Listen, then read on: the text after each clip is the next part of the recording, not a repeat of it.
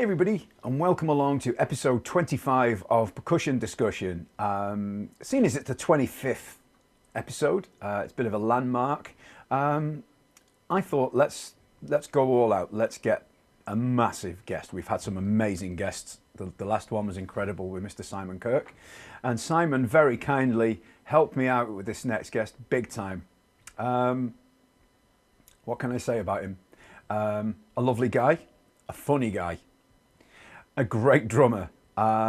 He has been playing with the Red Hot Chilli Peppers for the last 32 years, amongst lots of side projects. So it gives me immense pleasure to welcome Mr. Chad Smith. Chad, how are you doing? I'm doing great, man. I'm over here in Malibu, sunny Malibu. Oh.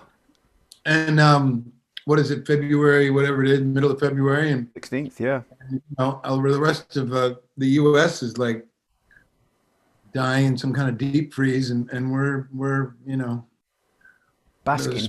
California people with the nice weather in the middle of the winter. So, yeah, it's all good in that way. So it's weird. Obviously, things are a bit weird at the moment. Nothing's kind of normal. Are you managing to keep busy? You playing? What are you up to at the moment? Yeah, doing a new Chili Peppers album. We've been working on that all year. Yeah, and writing and then recording. So I don't know when this is going to come out, Maddie, but we're in the middle of making a new record. So it's very exciting. Brilliant. So we're doing that, and I don't know when it's going to come out. When it's done, when it's all, when the cake is baked and it's ready to go. Because people often ask that. Well, that's great. When's it coming out? We had some dates booked, but as everybody knows, everything's got pushed back, and so I don't know if anything's going to happen in the fall in a way that's going to be safe and fun for everybody and make sense. So, dates keep getting pushed to the fall, and I don't know. We'll see, but like everybody else, I miss seeing music and playing music live for as much as everybody. So that will be an oh happy day when that happens, and I hope it's obviously sooner than later. Yeah. But yes, I can make records, and I'm lucky at to do Chili Peppers and other stuff as well. I work a lot with a friend of mine who's a musician, a writer, and a producer named Andrew Watt, and he makes a lot of records all the time. And so I've done. When he needs a drummer, I'm the guy that he calls. So I just finished a Morrissey album. Wow. Okay. The controversial Morrissey. Yeah. And I don't know when that's coming out, but we did all the tracks for that. I'm in the middle of an Ozzy album, another Ozzy. We did one last year that came out. Great album. Ozzy Osbourne, and a fine drummer friend of mine, Taylor Hawkins, is also on that album, which is great. We share the drumming duties on that. And right now we're working on some music for Iggy Pop. Ah, brilliant. Are you an Iggy fan as well? Were you when you're growing up, were you Stooges? Of course. I grew up in Detroit. So that's that. Yeah. But yeah, of course, Iggy's he's incredible and such a important figure in music, and certainly that genre people like to call punk or whatever. He's nothing. He's not nothing. He's just not in any category. He's just Iggy.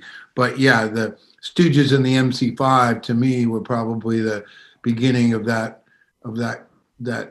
kind of thing that everybody likes to call punk. And what a incredible artist. And so he was going to sing, and he is on guest on one of the Morrissey songs, and then he's like, "I'm just hanging out, man. Send me some music, and I'll write to it." So, hopefully that happens. Yeah, we're doing that,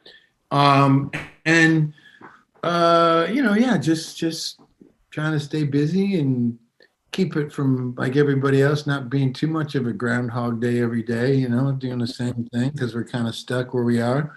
But I'm fortunate and grateful. I've got a nice place to be and keep my kids busy and just playing. you know, Yeah, just play that's it. amazing.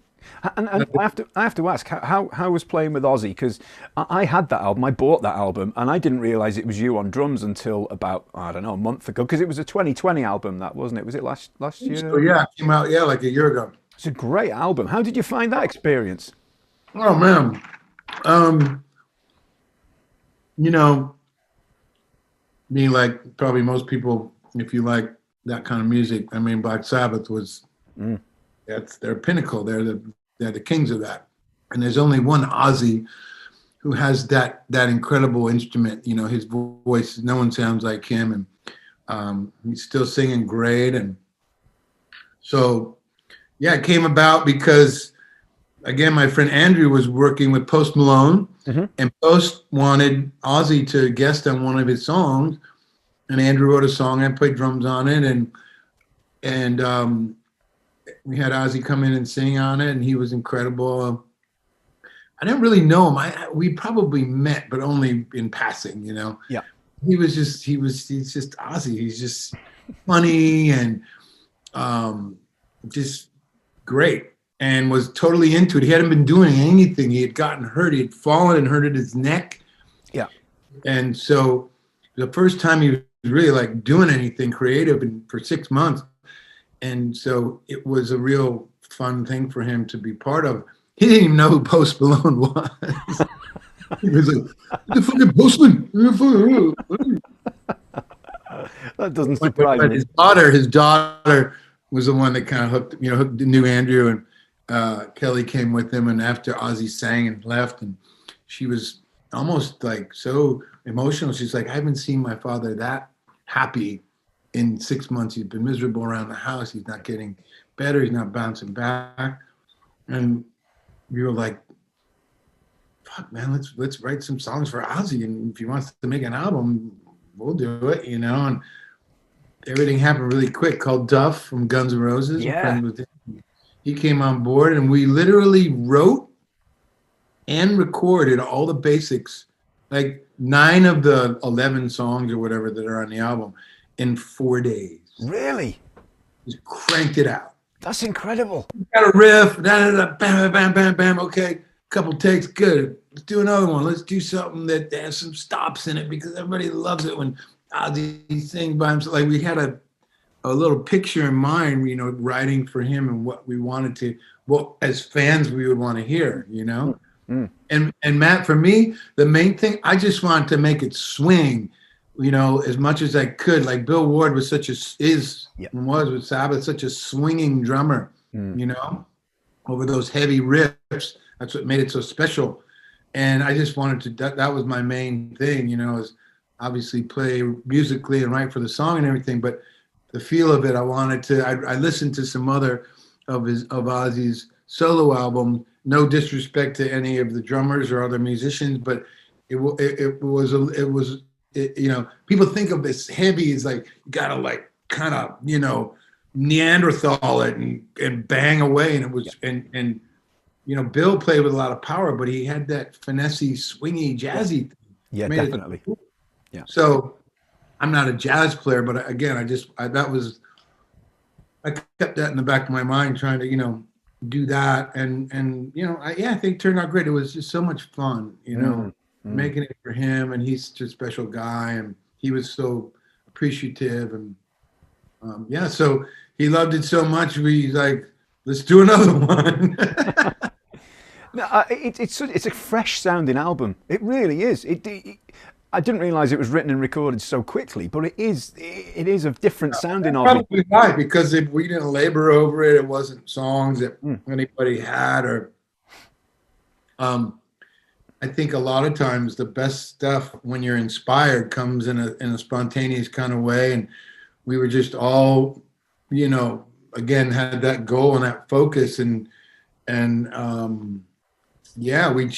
it just came out, and just like, it was really fun. Yeah, I'm real happy with that, and great players on it. Slash played some solos, and Elton John's on a song, and you know, everybody wanted to be on it. Like Ozzy, yeah, I'll do it. So the new one as well, we'll have some guests. There's There's one song that has Jeff Beck playing. Oh, really? Wow. Okay. So, Yeah. that's going to be interesting. Did it last week. Yeah, but like I say, anyone that we like, hey, you want to be on Ozzy? Yeah. Like, everyone's like, Post was on another one, and Tom Morello. Yeah, so it's a lot of fun. Yeah. It's a lot of fun to play music, with and for one of your heroes that was so inspiring to me as a young person. Oh, that's incredible. I mean, speaking of inspiration from a young person, can we go back to when you first picked up sticks, Chad? Who were the guys who, obviously Bill Ward was one of them. Who were the guys who really got the juices flowing for you? Well, a lot of guys on your side of the pond, Matt. I had an older brother who really, in the late 60s, I started playing drums when I was 7, so late 60s, early 70s, that classic, hard blues, heavy music like Led Zeppelin's and Deep Purple, Sabbath, so those drummers, The Who, I love The Who. You're Mitch Mitchell with Jimi Hendrix. But then, David Bowie and Humble Pie and Queen, and the list goes on. But my brother was a real English rock junkie, and Pink Floyd. I got turned on to all those guys and Ginger Baker. And so those are all great. Obviously, you didn't know it at the time. You just like, that's what it was. But that music and those drummers had a big influence on me. So I, as a kid growing up in Detroit, I would go, we had basements in Detroit, and you set up your drum set and you put the headphones on, and I would play along to those records, and I try to, and so the early on, Ian Pace and, Bonham, obviously, I think everybody, he's probably, I consider the greatest rock drummer.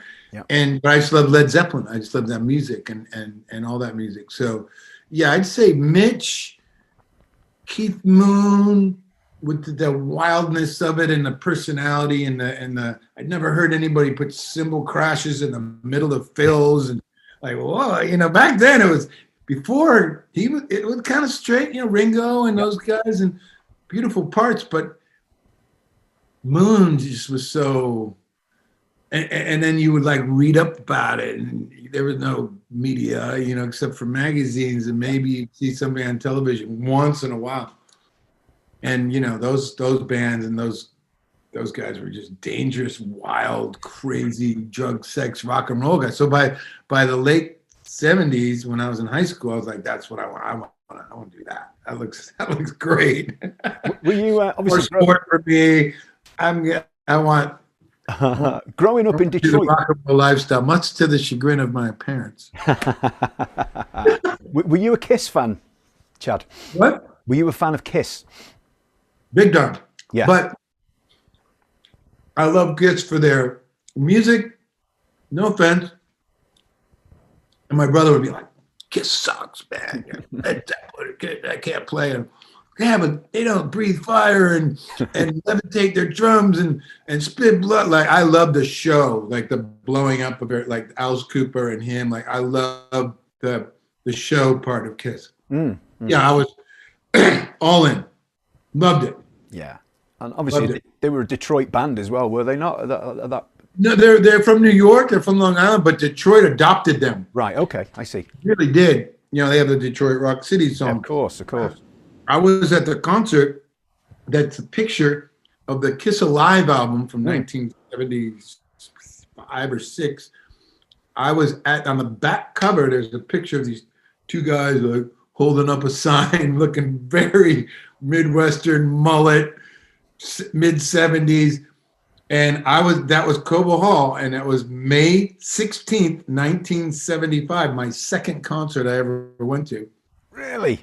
And that's the picture on the back, and it was one of the shows they recorded, but it was a sold-out Cobo Hall, 12,000 people.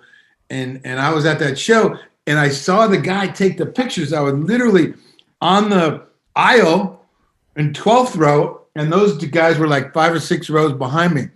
I saw the guy come take the picture before the show, and so I'm not in the picture. I was there, but that's okay. So close. It changed, everything about. I mean, your second concert, you go see Kiss in a loud arena, and people just going crazy. It changed, life-changing experience. Yeah. Unbelievable. So what was the first concert? My first concert was another Long Island band called Blue Oyster Cult. Yeah. At not too far before that, a few months before that. Yeah. I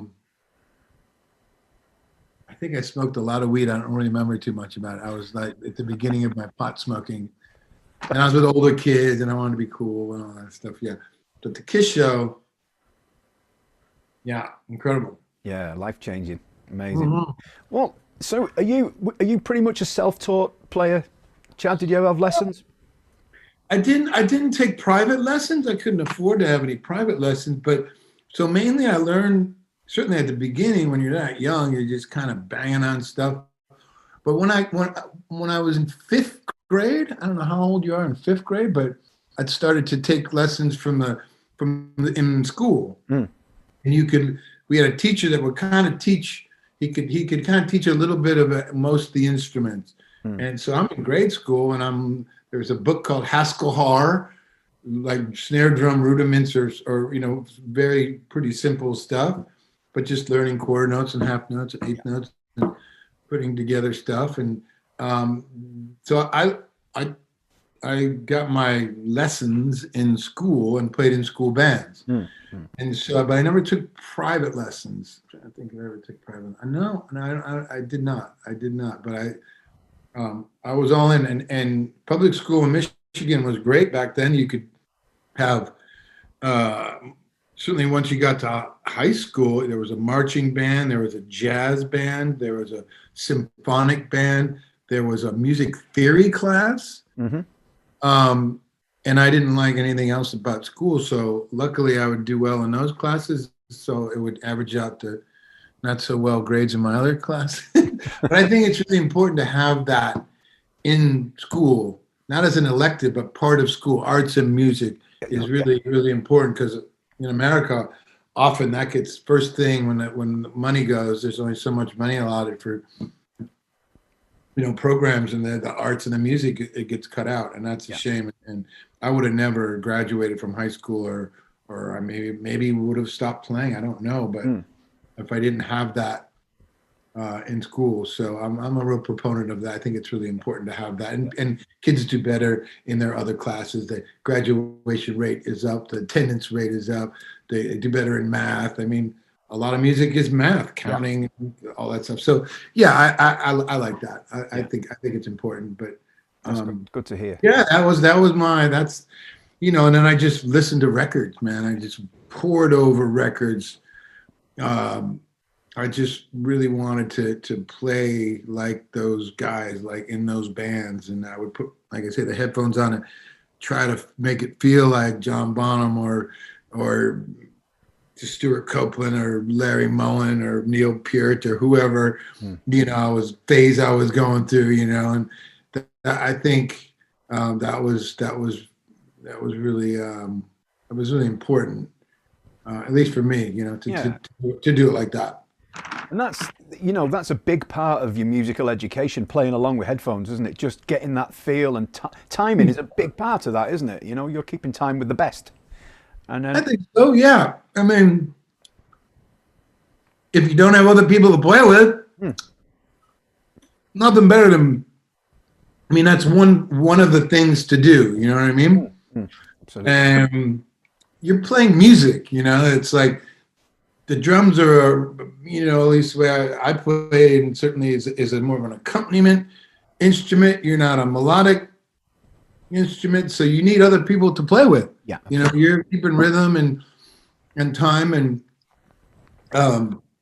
but yeah, I think if you don't have other people to play with, which is the best, play with records. Yeah, 100%. I played pop records, I played Motown stuff, like anything. Didn't matter. I just wanted to play. I mean, even recently, you've done some Dua Lipa stuff, haven't you, as well? Yeah, I did one of her songs. Yeah, Which is amazing, isn't it? yeah. Andrew Watt is mostly known for his pop stuff. He's up for Producer of the Year for the Grammys this year. He's 30 years old. He's killing it. Wow. And I've known him for a while. Played on one of his solo albums, and we've become friends. And he's just a very musical guy. And yeah, he kind of not fell into the pop world, but I think he was Justin Bieber's guitar player on tour. And once you get into that world, it's pretty small. Yeah. And so once you become the hot guy, he's like, oh, if I can say this, he's like, a few years ago, he's like, man, 2 years ago, Chad, I couldn't get arrested. Now I'm like the girl everyone wants to fuck. You can say it. It's cool. There's an analogy. It's an analogy. Yeah. You know, and I get it. Good. And so, you know, yeah, they, you know, he and people want to work with him because he's just great. And so, but he's a rock guy at heart, which is interesting. You know, he has a different slant on it. He's a great guitar player, plays bass and keyboards, sings, does everything. But that's why it works so well with like an Ozzy or somebody like that. You know, yeah, I did Miley Cyrus and a Miley Cyrus album. I played on that, and yeah, Dua Lipa, and I don't know, all kinds of stuff. Whatever, you know. Yeah, XCX and all sorts of stuff. Yeah. Right. You know. I mean, it goes to show how versatile your playing is. You're no one-trick pony, are you? And you know, you're not.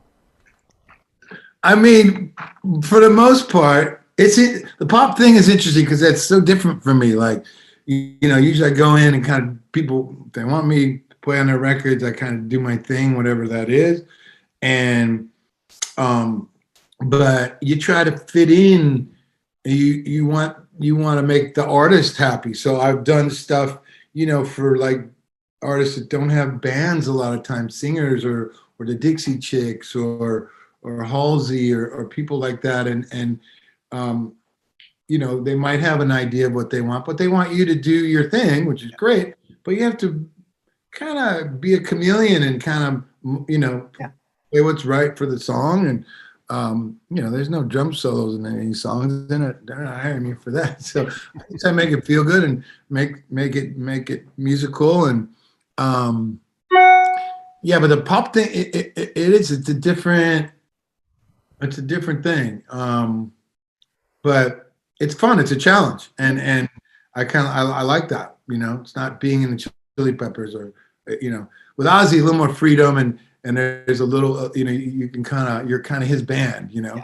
Yeah. Which is fun, but yeah, I'm up for anything. You know? Well, you know, speaking of versatile, the bombastic meatbats, that is versatility. You know, that is the ultimate.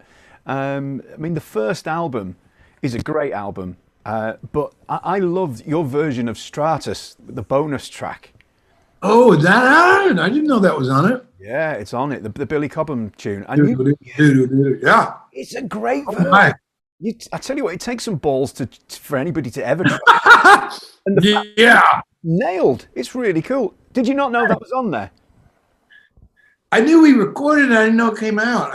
Okay, it's like a bonus thing. Okay, that makes it probably on a. Yeah, like, you know, a Japanese release or something. I have no idea. I remember we did it. We used to do it live. Yeah. Yeah, that's just an instrumental band that friends of mine, we just put together something fun to do. And my name got thrown on it because the record company guy was like, well, maybe we'll sell an extra, you know, 100 copies if we call it Chad's. It's a good album, though. Yeah, thank you. We haven't played in so long, man. Everyone did other things, and I did my last tour with the Chili Peppers, and this thing hit. So we're kind of spread out. That's too bad. But we'll do something one of these days. Be fun. But I was knocked out with Stratus. I just thought, wow. And it's the full 9 minutes. It's full on, isn't it? You know, it's the real deal. That must be fun, right? Shitting all over Billy Cobham, poor guy. It seems like a total departure from your normal stuff to go and do something like that. Yeah. I mean, as a compliment, by the way. Oh, thank you. Yeah. Yeah, I mean, not going to just go and play some funk band, or what, you know what I mean? Like I got that. I can do that with my main gig, or we can do anything with that, with the Chili Pepper. But yeah, I think to put energy into outside thing, like, I did the Chicken Foot thing with the Van Halen guys, and like, just, I like that, just to do something else. If I'm going to go out and do something, I want it to be different, so. That was a great lineup as well. Did you enjoy that? Because I know, was it two albums? I think we did two. Yeah, we did 2 albums. Yeah, I mean, Sam and Mike and are fun, and we met in Cabo. He's like the mayor of Cabo down there. And then I had a break after Stadium Arcadium tour, and I said, we always talk about playing together. People do that, and it never happens. I was like, dude, if you want to play, now's the time. I got like a year off, which I hadn't had in like 10 years. And Sam was like, great, let's do it. And we'll get Mike. And I'm like, great. And then he's like, but you guys are too good. I can't play guitar. I got to get a guitar player. I'll get Joe. And I'm like, Joe who? He's like, Joe Satriani. He's my friend. He lives up in the Bay Area. And I'm like, oh, yeah, get him. He's pretty good. So that was it. And it all worked. And we had a great time. It was so much fun. Someday maybe we'll get back together and do it, but it was just a side fun thing to do. Yeah. And how from a drummer's point of view, what it was like playing with Mike Anthony, was it good? Because he's a great bass player. A great bass player. Totally different to Flea, of course, but different obviously, but like Mike was his like 16th, no, all that Van Halen shit, and like people know him. I mean, he's overshadowed by Roth and obviously Eddie and Alex. Like Michael's bass playing is not really like, oh, but he's a solid musical, and like gets it like that. Like never blows it. And fun, like just a fun guy, like so fun to be around, and just a super sweet guy. I love Mike, and we had a great time playing it, and I hope to do it again sometime. But yeah, he's awesome. Great vocals as well. Well, that's what he's known for. His high, beautiful girls. Like Matt, the loudest singer. We would do backing vocals, and if a microphone was like right here, me and Joe and Sam would be here, and Mike would have to be like 10 feet away. Really? Because that's the only way he knows it. It's like a cannon. And high, and like, that's an integral part of those that Van Halen sound is his high vocals and his backing vocals, and he is great. So yeah, that's pretty cool. I hope that happens again, because I've thoroughly enjoyed everything I've ever heard from Chicken Foot. So let's yeah. We played, was it Shepherd's Bush over there one time? Yeah. I remember it was the night Michael Jackson died. Okay. Let me going out. At the end of the show, we would do like cover songs. I forget what we used to, I mean, it was like Highway Star or something. Oh yeah, the guys from Deep Purple were there. Ian was there.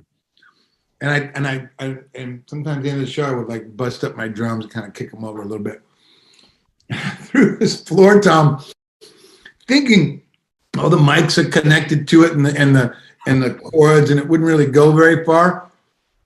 And a big floor tom, I picked it up and chucked it, and Sam was walking across the front of the stage, doing his thing. I let it go, and it like just went. Oh, sorry. And he was like, he just laughed it off. Oh. I nailed him with a floor tom at Shepherd's Bush. I remember that. There's the Keith Moon influence. Yeah, Keith Moon thing.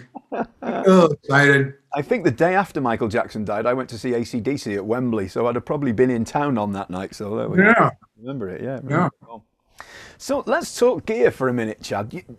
You very rarely, or if ever, changed your setup. Obviously. Well, my underwear. Yeah, well, I don't know, but I don't know. I can't on that.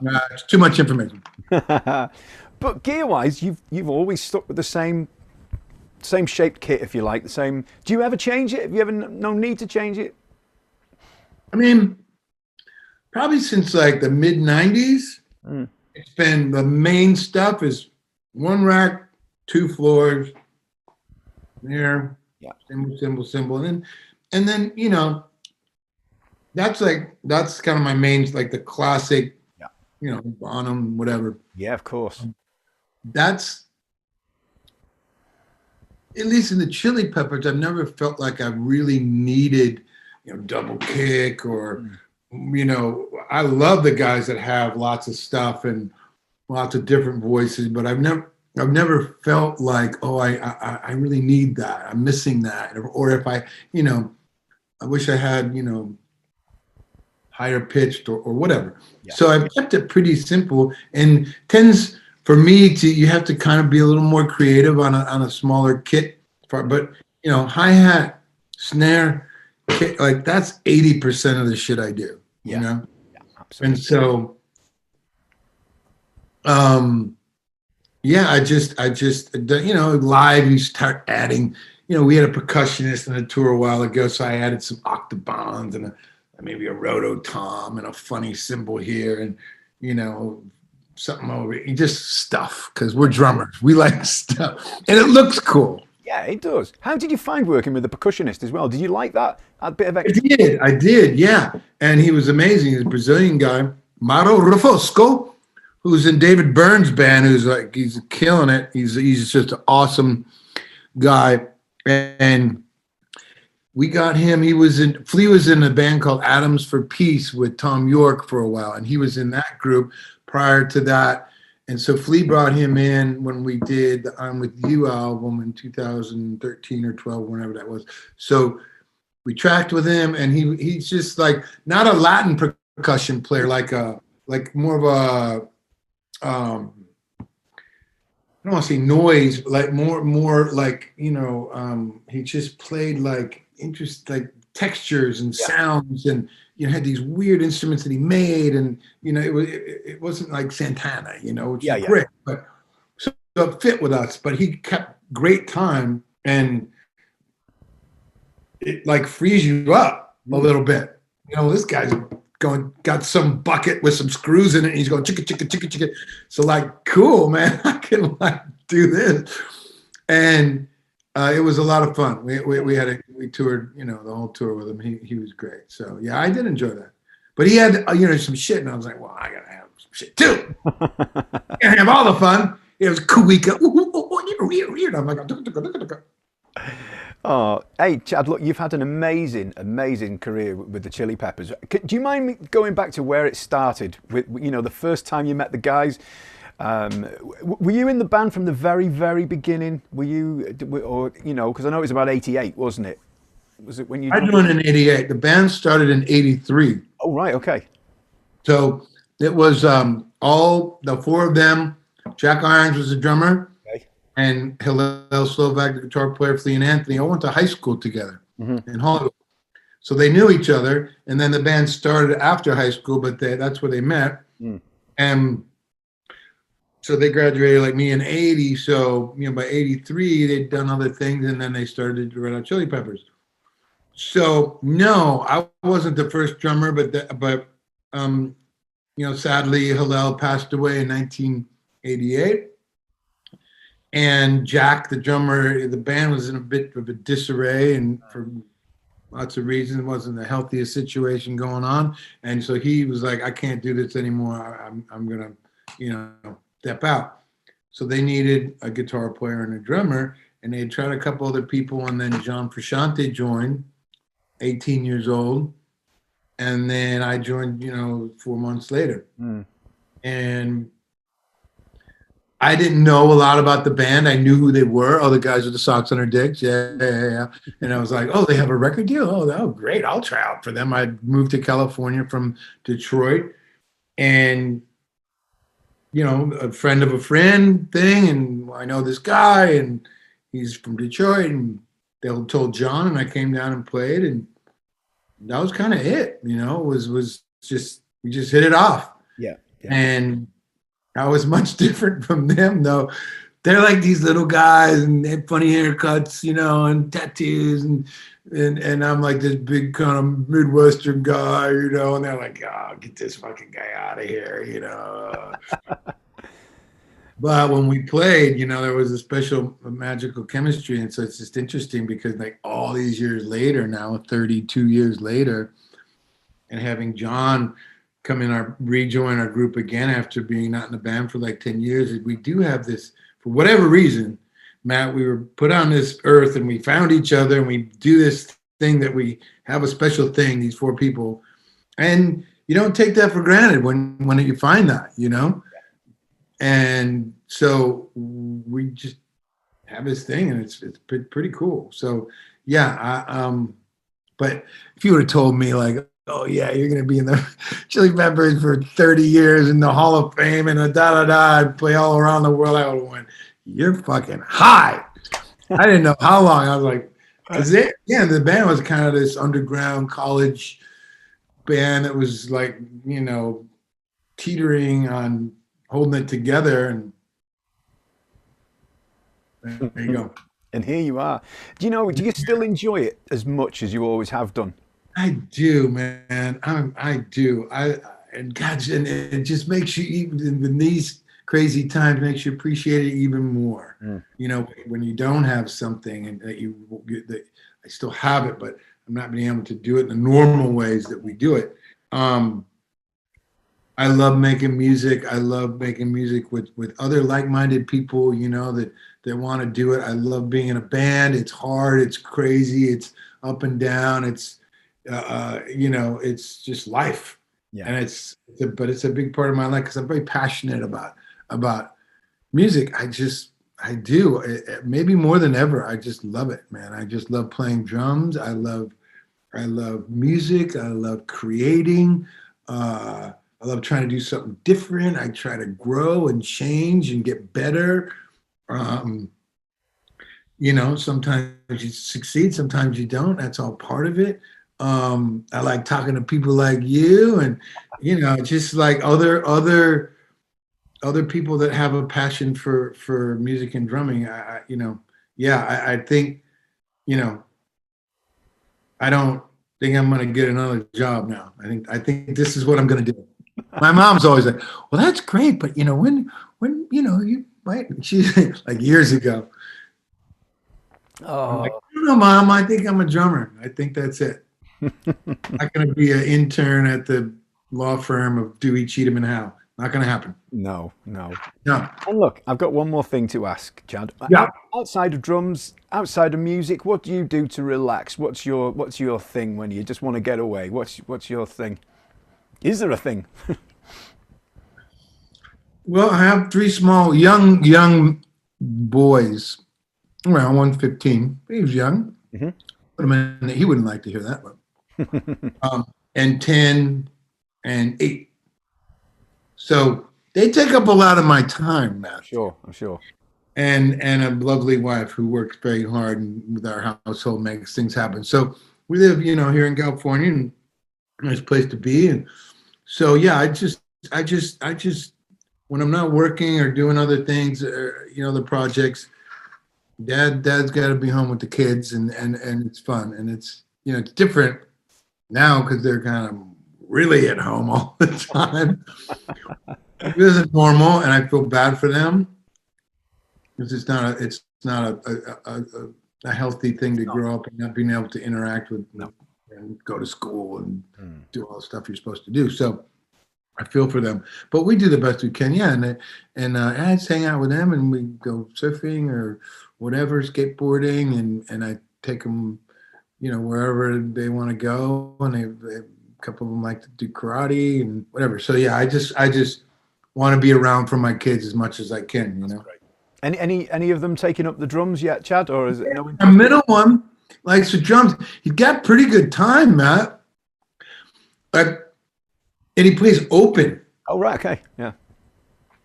Which makes total sense. Look, you got this hand. You can do all this crazy shit, and this one's just going like this. Why do this? Yeah, totally. Absolutely. And so he's like, you don't play like that. I go, yeah, I know, but like that's how everybody played when I grew up, like an old man. And so he likes it. Yeah, I'm not forcing him. We have musical instruments and drums in the house and stuff. And so, yeah, he likes it. He likes it. That's great. he played. You know, somebody likes something when it's not like, oh, you have your drum lesson at 3 o'clock on Monday. Like when he just goes and plays by himself. Yeah. He'll go downstairs. You got a little room, and I hear him banging away down, and I'm like, okay, That's the bug at that point. It's got the bug. yeah. Huh. Listen, Chad, this has been a pleasure. But before My pleasure, Matthew. we go, I have to say a huge thanks to Mr. Simon Kirk, our mutual friend, for setting this up. Thank you, Simon, if you're watching. You're a gentleman. Thank you, Simon. I miss you. I hope Montauk's treating you well, my friend. We have a place in New York out there, Gotcha. and I think he's out there. But let's talk a second. Let's talk about Simon. Simon from the rock group Free when he was a teenager, right?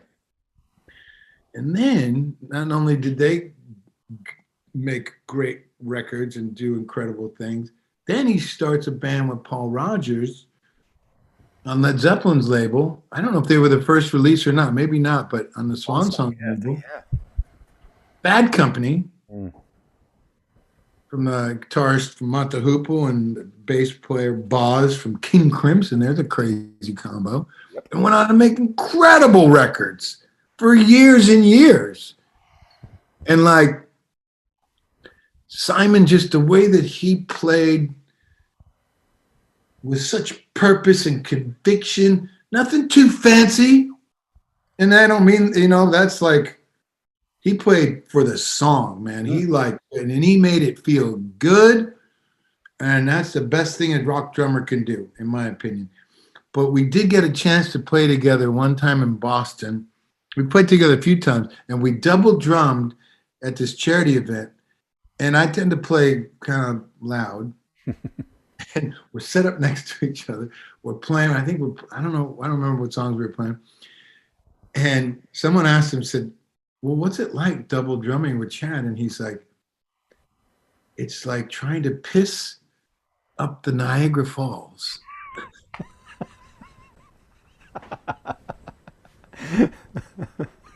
Something like that. No, beautiful. Hoover Dam or one of those, but I got such a kick out of it. He's so funny and he's such a great guy, and he's got great stories, Matt. I don't know if you got great. I heard a few. Yeah. I mean, and happy to regale, like great, come over for dinner, man, last year.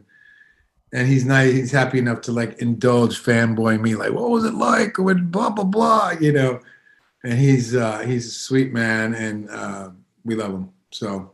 And he's the youngest looking 70-year-old or whatever. That's great, just stud, right? All the drugs that guy did. Yep. My wife looked at the video of the interview and she said, "Is he younger than you then?" 47. It's amazing. It does. I think that when you take that many drugs and alcohol, like it's like formaldehyde, it like preserves you and somehow. Other people go the other way. I don't know. Do whatever you're doing. Keep doing it, Simon. Absolutely. Look, Chad, you honestly, this has been a real treat. I really appreciate you giving your time. Anytime. I honestly, it really is. I really appreciate it. So I'm sure everyone watching will thoroughly enjoy it as well. So hopefully we'll see you over in the UK before too long. And I sure hope so, man. Thank you very much. Thank you. Be safe out there, everybody. Take care. Thank you. Brother.